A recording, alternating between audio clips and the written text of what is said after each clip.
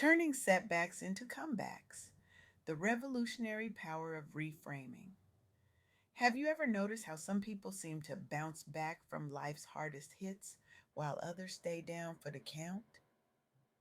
I used to think resilience was something you were born with, like having naturally good teeth or perfect pitch. But after my recent conversation with the extraordinary Ronita Wheatfall, I've come to understand something profound. Resilience isn't inherited, it's cultivated through intentional practice, community support, and a radical shift in perspective. Renita Wheatfall is nothing short of a revelation in the world of Black women's empowerment. Her work has literally transformed communities across the country, creating pathways where there were once only barriers. She's the kind of woman who walks into a room and immediately raises this collective IQ and emotional intelligence. Her impact on making the world more equitable for Black women in business isn't just impressive, it's revolutionary. She's helped hundreds of women turn their entrepreneurial dreams into thriving realities, all while challenging the systems that were never designed for their success in the first place. What struck me most during our conversation wasn't just her impressive list of accomplishments, but the wisdom she has gathered along the way. The kind of wisdom that only comes from falling down 7 times and standing up 8. The kind that transforms pain into purpose and obstacles into opportunities. When it rains, it pours. We've all heard that saying, right? It's what we mutter when the car breaks down the same week we get sick and the roof starts leaking. But Renita challenged me to consider something radical. What if the rain isn't punishment? What if it's nourishment? This perspective shift isn't just feel good nonsense, it's transformative. And it's backed by the real world experiences of women who have turned their greatest challenges into their most powerful teachers. Take Kiki Lauderdale, whose groundbreaking research Ronita shared with me. Kiki saw a devastating problem. Black women entrepreneurs with brilliant ideas and impressive education hitting wall after wall when seeking funding. The statistics are sobering. Black women receive less than 1% of venture capital funding, despite being the fastest growing group of entrepreneurs in America. But instead of just documenting this injustice, Kiki did something revolutionary. She created networks where resources could be pooled and shared. She developed workshops specifically tailored to the unique challenges Black women founders face. She understood that the problem wasn't a lack of talent or ambition, it was a lack of access. I remember Ronita describing how Kiki would bring these women together in spaces where they could be fully themselves. No code switching, no explaining, no apologizing for taking up space. In these rooms, magic happened. Women who had been told no by bank after bank found alternative funding streams. Entrepreneurs who'd been working in isolation discovered the power of collaboration. The result, businesses that might have failed are now thriving.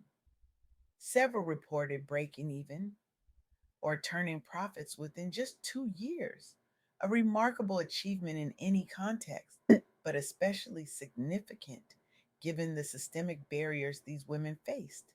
What's the lesson here? Every obstacle contains a hidden opportunity. Kiki saw a broken system and instead of being defeated by it, used that very brokenness as a blueprint for building something better. This brings me to the first major insight from my conversation with Ronita. Every challenge is a lesson, not a loss. When you're in the middle of a crisis, whether personal or professional, it feels like you're drowning. Your instinct is to escape, not to look around and appreciate the scenery. But what if we train ourselves to ask, even in our most difficult moments, what is this here? to teach me.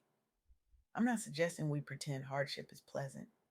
That's toxic positivity, and it's neither helpful nor honest. What I am suggesting is that we develop the muscle of curiosity even in our pain. Because on the other side of that curiosity often lies our greatest growth. The second powerful insight from Ronita's work centers on something that might sound a little woo woo at first: the power of positive manifestation. Now, before you roll your eyes, let me be clear: this isn't about magical thinking. It's about the very real power of our words and thoughts to shape our reality. It's about understanding that what we focus on expands, and what we speak aloud often becomes our lived experience.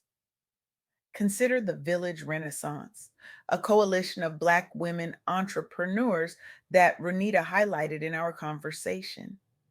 These women faced what seemed like insurmountable challenges: time poverty from balancing work and family responsibilities, limited funding options from traditional banks, and the everyday reality of navigating space not designed with them in mind. What did they do? They refused to speak defeat over their circumstances. Instead, they created a new narrative, one of collective power and abundance. They implemented rotating leadership roles so no one person would burn out.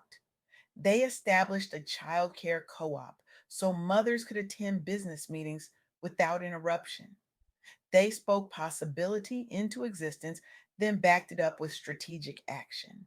The results speak for themselves: increased profitability within 18 months and improved mental health among all participants. Their model has been so successful that other cities are now adopting it as a blueprint for minority owned business sustainability.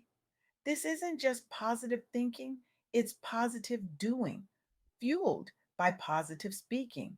As Renita reminded me, what you speak over your life becomes your life. Your words create worlds. Choose them wisely.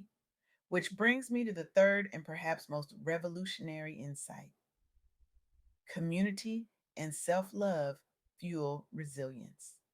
We live in a culture that glorifies the lone genius, the self made success story. But Ronita's work reveals a different truth. No one succeeds alone, and no one should have to. The story of Robin Grable and Lorena Black illustrates this beautifully. These two women partnered to create She Served LLC, supporting veteran women transitioning into entrepreneurship after military service.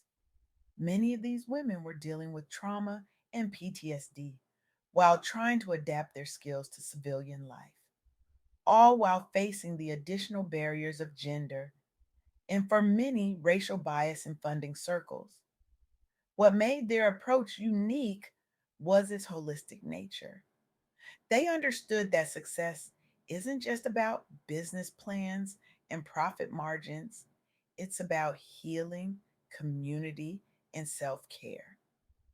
They created trauma informed coaching programs that blended wellness practices like meditation and therapy with practical business training. The women who completed their program reported not just higher confidence levels in launching their ventures, but measurable increases in grant approvals. By addressing the whole person, not just the entrepreneur, Robin and Lorena created a model for success that's sustainable because it's built on a foundation of well being. This is particularly crucial for Black women who often carry not just their own dreams, but the weight of generational expectations. The pressure to be twice as good to get half as far, the exhaustion of code switching in predominantly white spaces, the mental load of being both a pioneer and a bridge builder. As Ronita powerfully stated, taking care of yourself isn't selfish, it's revolutionary. In a world that expects Black women to be endlessly strong, endlessly giving, and endlessly resilient, claiming time and space for rest and joy isn't just self care, it's a radical act of self preservation. So, what does all this mean for you? How do you take these insights and transform them from interesting ideas into lived experience? First, practice the art of reframing. The next time you face a setback, whether it's a professional disappointment, a personal challenge, or just one of those days where everything seems to go wrong, pause, take a breath, and ask yourself, what lesson is here for me? This simple question can transform obstacles into opportunities, failures into feedback.